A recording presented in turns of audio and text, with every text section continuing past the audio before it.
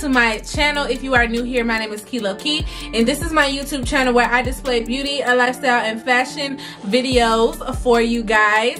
If you have not already, go ahead and click that subscribe button to become another baddie in the room, period. If you want to see how we get it like this, you want to see how we get it together, go ahead and click that subscribe button and again become another baddie in the room, period. Also, go ahead and follow me on Instagram at _KILOKI so you can be updated with my life and everything about my YouTube. So now that that is out of the way, hey girl, hey.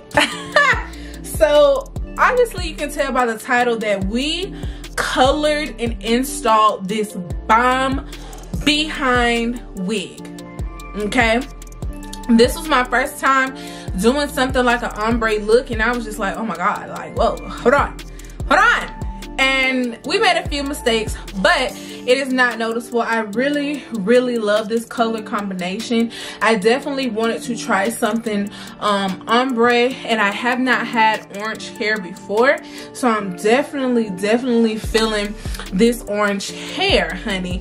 All of the products that I used on this hair will be in the description box below.